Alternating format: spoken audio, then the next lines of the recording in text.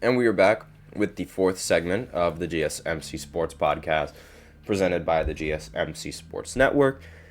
And in this fourth segment, we're going to talk about Miami most likely going to play a game in Madrid, becoming the first NFL team to play a game there.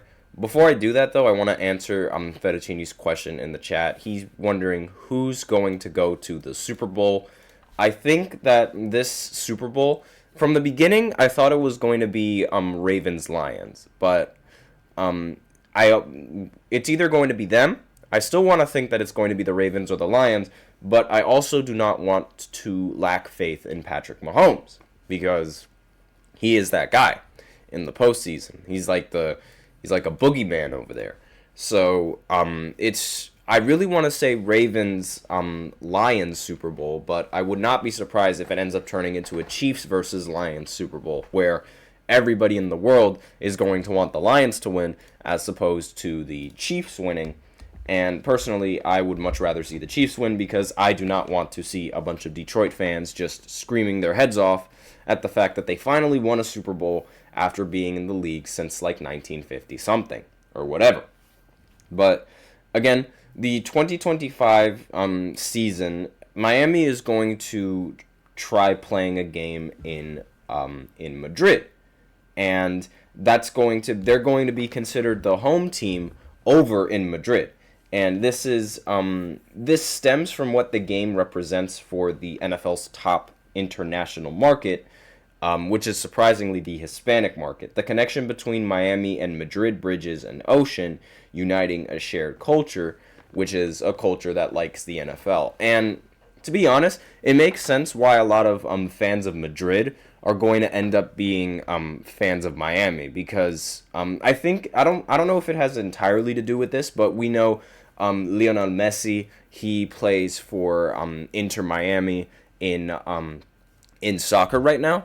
And ever since he went over to the United States to play soccer, Inter Miami has gotten way more attention and has gotten way more fans. And people who are Real Madrid fans, right, like that have seen and grown up watching Messi play, are going to tune into a lot of Miami games because of Messi himself, right? So I think that the fan base from Madrid over to Miami is also, carrying over in football as well. And the United States, obviously, NFL is the most popular sport in the entirety of the United States amongst all major sports, and stadiums are packed every week. Some teams even have season tickets on wait lists, and some teams have they've had this stretch for years. Television ratings confirm that this is just, the dominant sport of the United States, with NFL games consistently occupying the majority of spots in the annual top 100 broadcasts. And it's not just, traditional TV either that's taking the NFL by storm. Streaming services highlight NFL's appeal. Like we know, Thursday Night Football on Prime Video has reached record-breaking audiences. The NFL's Christmas game debut ended up surpassing NBA viewership, which, the NBA, they tried to make Christmas a basketball holiday, but right now it seems like the NFL is doing a lot better job at that, at making it a football holiday, right? But in the U.S., there's obviously no debate which sport is the most popular sport and which sport gains the most traction. Fettuccini's wondering, where will Tyreek Hill be next season? I have absolutely no idea. And I don't think even Tyreek Hill knows where he wants to go, because based off of how he played in the previous season, he's not worth all that money. We know how good Tyreek Hill is, but based off of last season with the stats that he got, he is not worth all of that money.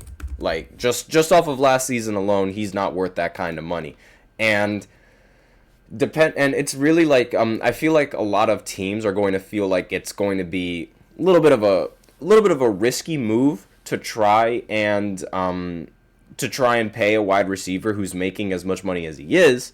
Now, keep in mind that his salary back in when he signed the contract, it was let me just see here. Let me just go ahead and get the dollar bills.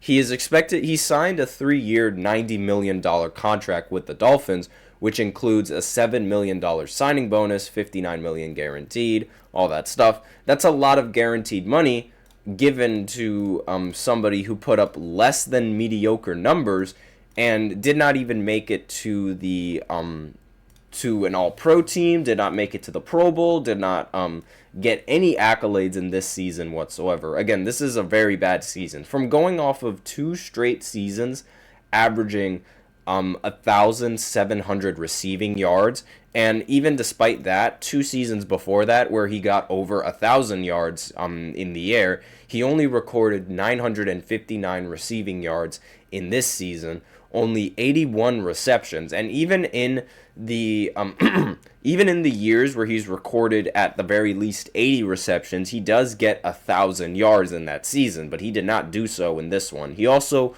only caught 6 touchdowns. Statistically, that's the worst total touchdowns he's ever had to end the season, especially after coming off of the season where he caught 13 of them. Like, that's a lot of money to be giving to somebody. And again, he played in every single game last season, so it's not like he missed any games. He was just bad. Like, he was just not even a factor. Will the Cowboys pay him all that money? I don't know. I also don't think, again, he said he wants to go to a place that's competing. I don't think that the Cowboys are a team that is considered a competing team. And I don't think Tyreek Hill would want to go to that team because, not to mention, like, the jokes surrounding that team. The fact that they are way worse than what they were the last 2 years, and the last 2 years they were pretty disappointing.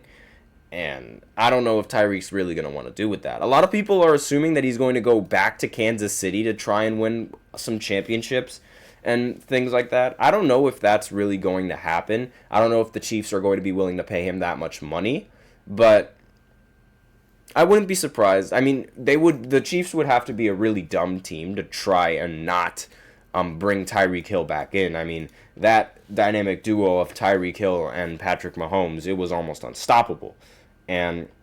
But more so on Miami and the situation around Madrid. Across the Atlantic, the NFL's popularity in Europe is continuing to rise. The UK and Germany are already becoming established strongholds to bear witness to these NFL games. London gets an annual October game, as we know, and Germany is quickly going to follow suit with games in Munich, Frankfurt, and as well as a debut in Berlin going into next season. So this is where Spain and Madrid in particular and the Miami Dolphins are going to play a pivotal role. Spain is both part of Europe and a hub of Hispanic culture, so it would mix very well, and it would bring in a lot of audiences from different intersections of their groups to this NFL expansion game. And with the Madrid game, the NFL gains a Hispanic and European capital, while the legendary Santiago Bernabeu Stadium becomes the stage for a cultural fusion, right? So fans from across Europe, fans from across Latin America, fans from across the Miami and the Dolphins, and fans of the Dolphins are going to come together and are going to play in this, and are going to partake in this NFL competition over in Madrid.